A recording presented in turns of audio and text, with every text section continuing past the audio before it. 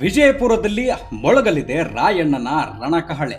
ಇದು ಜಾತ್ರೆಯಲ್ಲ, ದೇಶಭಕ್ತಿಯ ಜಾಗೃಕತೆ. ಒಂದು ಕಾಲದಲ್ಲಿ ಈ ಮಣ್ಣಿನ ಮೇಲೆ ವಿದೇಶಿ ಆಡಳಿತದ ನೆರಳು ಆವರಿಸಿತ್ತು. ಜನರ ಸ್ವಾತಂತ್ರ್ಯ ಕಸಿದುಕೊಳ್ಳಲಾಗಿತ್ತು. ನಮ್ಮ ನೆಲದ ಮೇಲೆ ಪರರ ಅಧಿಕಾರ ನಡೆಯುತ್ತಿತ್ತು. ಆದರೆ ಈ ಮಣ್ಣಿನ ಮಕ್ಕಳು ಎಂದಿಗೂ ತಲೆಬಾಗಲಿಲ್ಲ.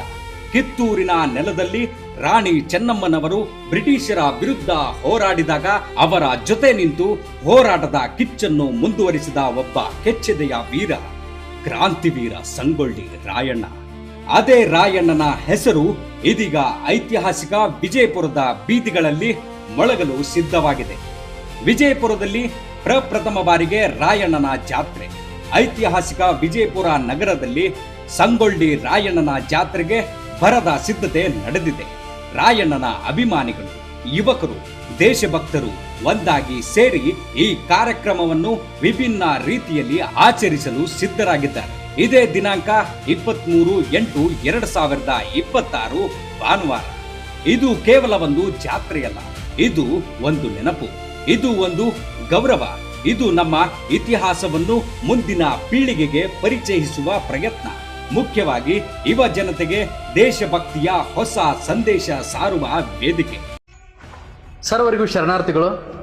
ಇದೇ ಬರುವ ಆಗಸ್ಟ್ 23ನೇ ತಾರೀಕಿನಂದು ವಿಜಯಪುರದ ಮಹಾನಗರದಲ್ಲಿ ರಾಯಣ್ಣನ ಜಾತ್ರೆ ಆಯೋಜಿಸಲಾಗಿದೆ. ರಾಯಣ್ಣ ಕೇವಲ ಒಬ್ಬ ಸ್ವಾತಂತ್ರ್ಯ ಹೋರಾಟಗಾರನಷ್ಟೇ ಅಲ್ಲ, ರಾಯಣ್ಣ ಒಬ್ಬ ದೈವಿ ಪುರುಷ. ಆ ವಾಣಿಯನ್ನ ನಾವೆಲ್ಲರೂ ಕೂಡ ಪ್ರೇರಣೆಯಾಗಿ ಇಟ್ಟುಕೊಂಡು ಆ ರಾಯಣ್ಣನ ಹೆಸರಿನ ಮೇಲೆ ಜಾತ್ರೆ ಎನ್ನುವಂಥ ಒಂದು ವಿಶೇಷ ಕಾರ್ಯಕ್ರಮವನ್ನ ಇದೇ ಕರ್ನಾಟಕದಲ್ಲಿ ಮೊಟ್ಟ ಮೊದಲ ಬಾರಿಗೆ ಆ ರಾಯಣ್ಣನ ಜಾತ್ರೆಯನ್ನು ಆಯೋಜನೆ ಮಾಡಲಾಗಿದೆ.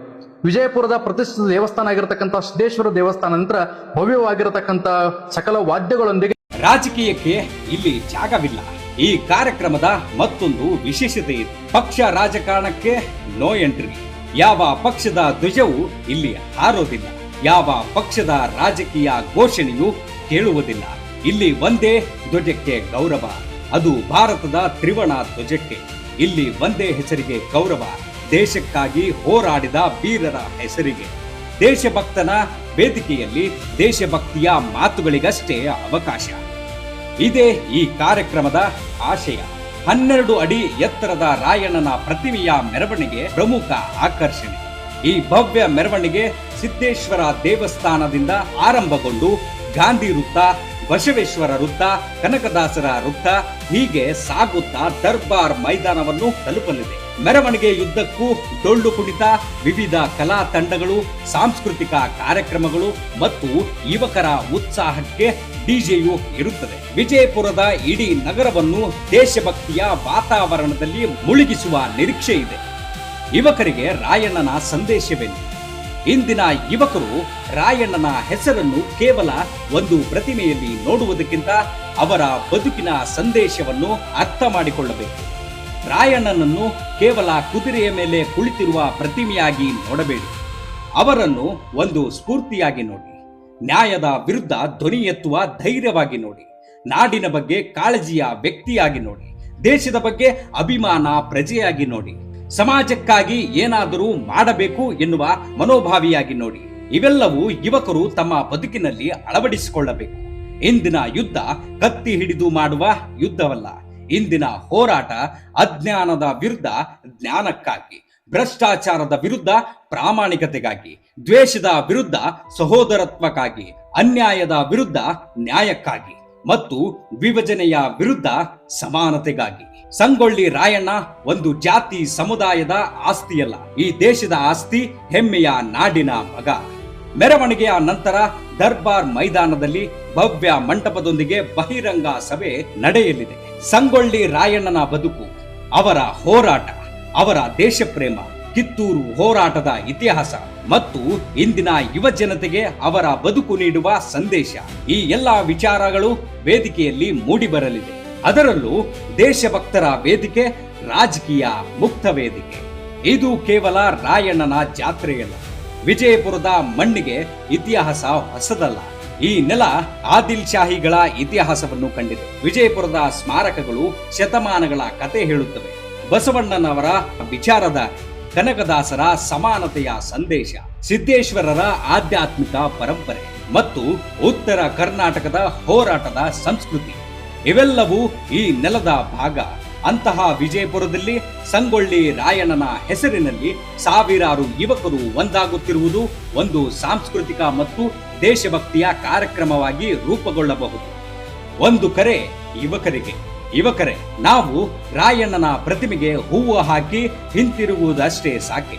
ಇಲ್ಲ, ಅವರ ಬದುಕಿನಿಂದ ಒಂದು ವಿಚಾರವನ್ನಾದರೂ ನಮ್ಮ ಜೀವನಕ್ಕೆ ತೆಗೆದುಕೊಂಡು ಬಂದರೆ ಅದೇ ನಿಜವಾದ ಗೌರವ.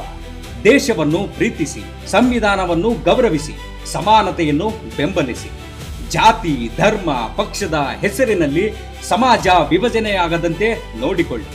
ಯುವ ಶಕ್ತಿಯನ್ನು ಸಮಾಜ ನಿರ್ಮಾಣಕ್ಕಾಗಿ ಬಳಸಿ. ಯಾಕೆಂದರೆ ರಾಯಣ್ಣನ ಕೈಯಲ್ಲಿದ್ದ ಶಕ್ತಿ ಇಂದು ನಮ್ಮ ಕೈಯಲ್ಲಿರುವ ಜವಾಬ್ದಾರಿಯಾಗಿದೆ. ಒಂದು ಕಾಲದಲ್ಲಿ ರಾಯಣ್ಣನ ಕುದುರೆಯ ಹೆಜ್ಜೆ ಸದ್ದು ಬ್ರಿಟಿಷರ ಆಡಳಿತಕ್ಕೆ ಸವಾಲಾಗಿತ್ತು.